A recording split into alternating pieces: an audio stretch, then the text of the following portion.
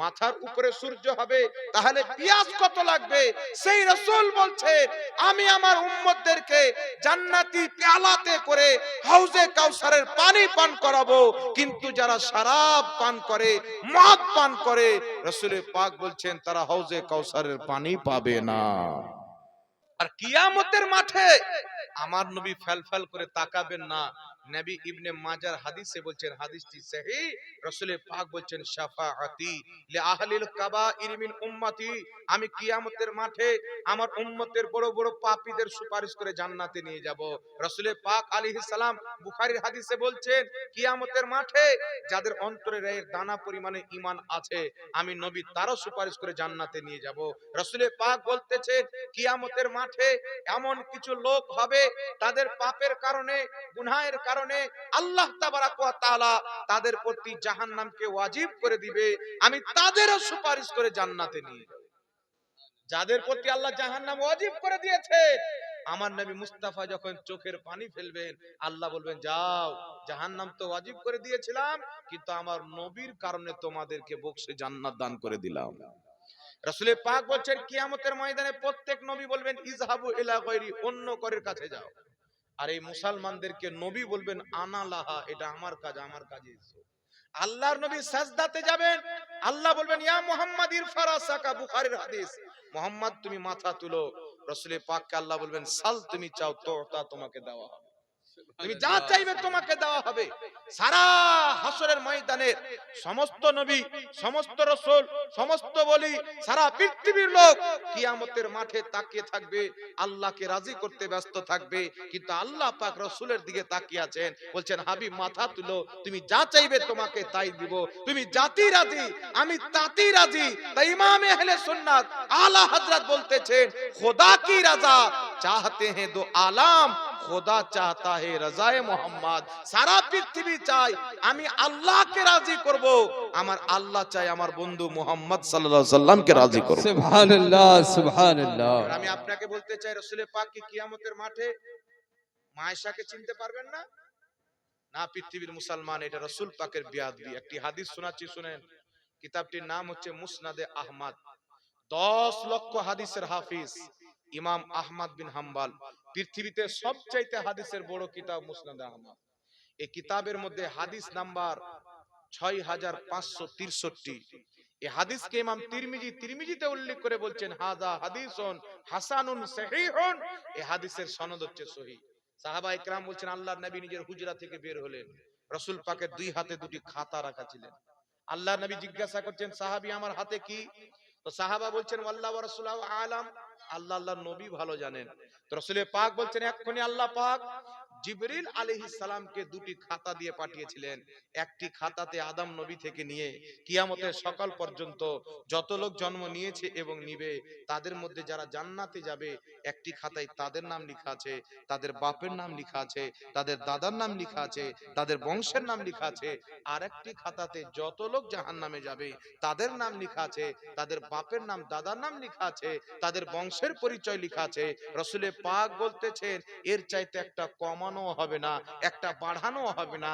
এই সহিহ হাদিস প্রমাণ করতেছেন আরে কে জান্নাতে যাবে আর কে জাহান্নামে যাবে তাদের বাপ দাদার নাম বংশের পরিচয় সহ আল্লাহ পাক জান্নাতি জাহান্নামীদের পুরো লিস্ট মুস্তাফাকে দিয়ে দিয়েছে। সুবহানাল্লাহ সুবহানাল্লাহ। এরপরে যদি কোন জাহিল ব্যক্তি বলে যে কে জান্নাতে যাবে নবী জানে না, আরে কে জান্নাতে যাবে ওর তো দূরের কথা, ওর বাপ ওর দাদা ওর বংশের নাম পর্যন্ত রাসূল পাক আল্লাহ জানিয়েছেন।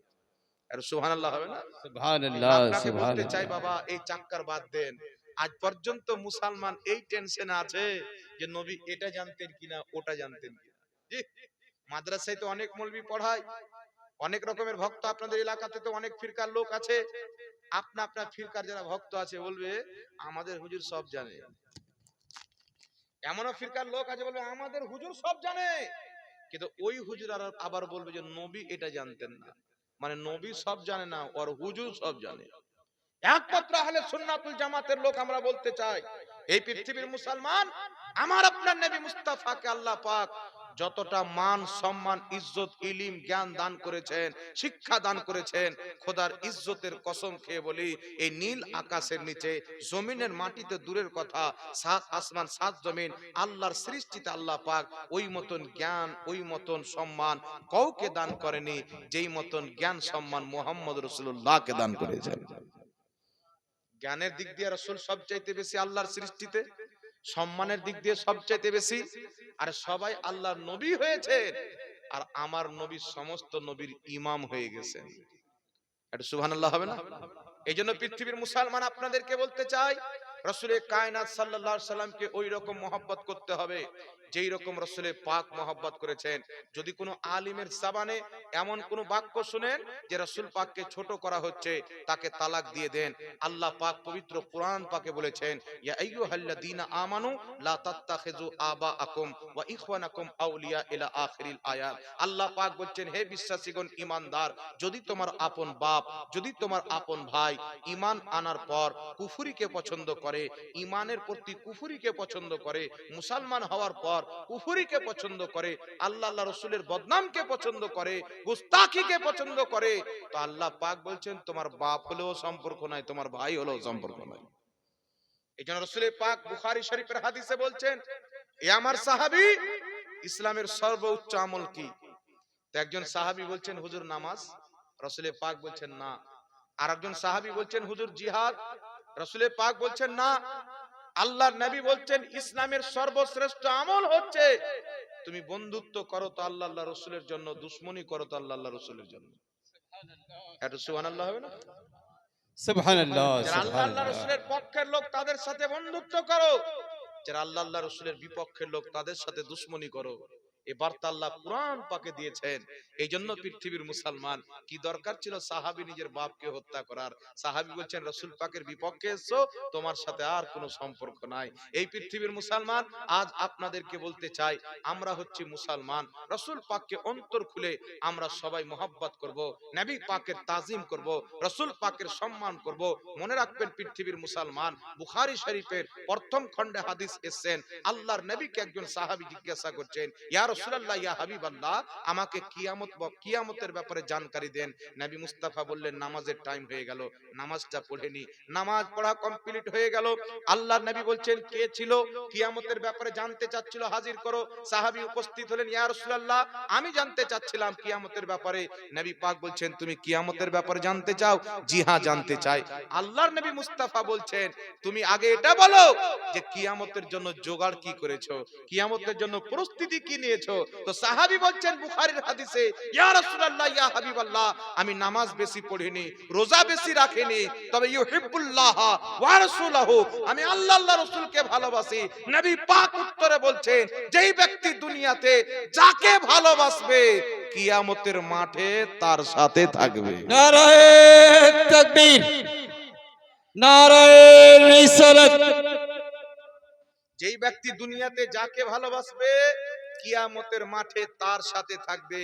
কোনদিন এটা যেন না হয় যে জাহাঙ্গীর মৌলবীকে ভালোবাসতে গিয়ে রাসূল পাকের ভালোবাসা থেকে বঞ্চিত হয়ে যায়। কোনদিন এটা যেন না হয়ে যায় অমুক মুফতিকে ভালোবাসতে গিয়ে নবীর মহব্বতে কমতি হয়ে যায়। এই জন্য পৃথিবীর মুসলমান, যেই মৌলবীর কথা শুনলে নবী মুস্তাফার প্রতি আকীদা মজবুত হবে, সম্মান ভক্তি বাড়বে, আপনি তার বক্তব্য শুনেন। আর যার বক্তব্য শুনলে নবী পাক এটা জানতেন না ওটা জানতেন না বোঝা যাবে, আল্লাহ নবী ভুল করেছেন বলবে, তাকে তালাক দেন।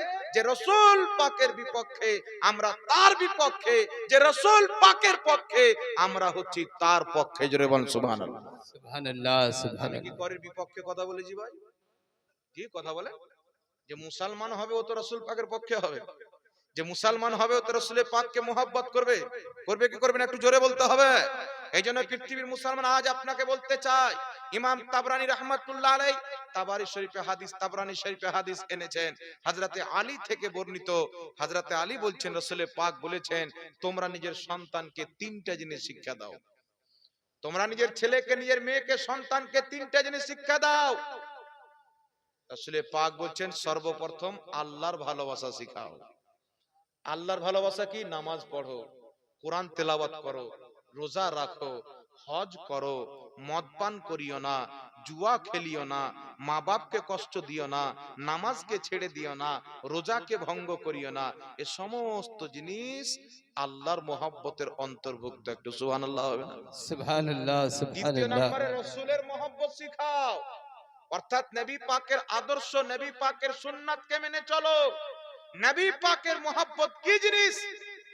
রসুল পাকের প্রতি আপনার ছেলেকে যত বেশি দুরূদ ও সালাম পড়তে শিখাবেন, আপনার ছেলের অন্তরে নবী মুস্তাফার মহব্বতের গাছ তত বেশি মজবুত হবে। সুবহানাল্লাহ। সুবহানাল্লাহ সুবহানাল্লাহ সাহাবী জিজ্ঞাসা করছেন, মিশকাতুল মাসাবি দুরুদের চ্যাপ্টারের হাদিস, আল্লাহর নবী কি বলছেন, হুজুর কিয়ামতের মাঠে এত লোক হবে, আদম নবী থেকে কিয়ামতের সকাল পর্যন্ত যে বাচ্চাটা জন্ম নিবে, আর যারা কবরে চলে গেছেন সব কিয়ামতে থাকবে, মুসলমান, কাফের, ইহুদি, খ্রিস্টান সব।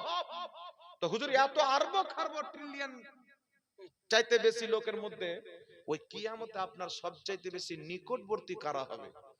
তা আমার আপনার নবী উত্তরে বলছেন, যেই ব্যক্তি দুনিয়াতে যত বেশি আমার প্রতি দুরূদ পাঠ করবে, কিয়ামতের মাঠে তত বেশি আমার নিকটবর্তী হবে। সুবহানাল্লাহ সুবহানাল্লাহ সুবহানাল্লাহ হবে না? তত বেশি সুবহানাল্লাহ আমার কাছে হবে। তবে ব্রাদার আপনাকে বলতে চাই, যারা হারাম খায় তারা কিয়ামতের মাঠে রসুল পাকের নিকটবর্তী হবে না, তাদের দিকে রসুল পাক রহমতের দৃষ্টি করবে না। এমনকি যে ইবনে মাজার হাদিসে রসুল পাক বলেছেন, যেই ব্যক্তি দুনিয়াতে মদ পান করবে, রসুল পাকের হাতে কিয়ামতে কাউসারের পানি পাবে না। আল্লাহ পবিত্র কোরআনে বলছেন, ইন্না আ'তাইনাকাল কাউসার, নিশ্চয় নবী আমি আপনাকে কাউসার দান করেছি। রসুল পাক হাদিসে বলছেন, ওই হাউজে কাউসার, কাউসার হচ্ছে জান্নাতের একটি হাউজ, তার পানি নবী বলছেন দুধের চাইতে বেশি মিষ্টি, আপনার সাদা, মধুর চাইতে বেশি মিষ্টি। নবী মুস্তাফা বলছেন, যেই ব্যক্তি কিয়ামতের মাঠে একবার ওই পানি পান করবে, দ্বিতীয়বার তাকে পিয়াস লাগবে না।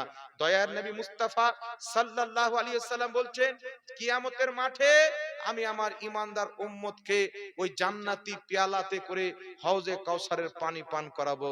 নবী মুস্তাফা বলেছেন, কিয়ামতের এক একটা দিন 40 বছরের হবে। দুনিয়াতে যেমন 40 বছর হয়, অত সমতুল্য একটা দিন হবে। মাথার উপরে সূর্য হবে, তাহলে পিয়াস কত লাগবে? সেই রাসূল বলছে, আমি আমার উম্মতদেরকে জান্নাতি পেয়ালাতে করে হাউজে কাউসারের পানি পান করাবো। কিন্তু যারা শরাব পান করে, মদ পান করে, রাসূল পাক বলছেন তারা হাউজে কাউসারের পানি পাবে না।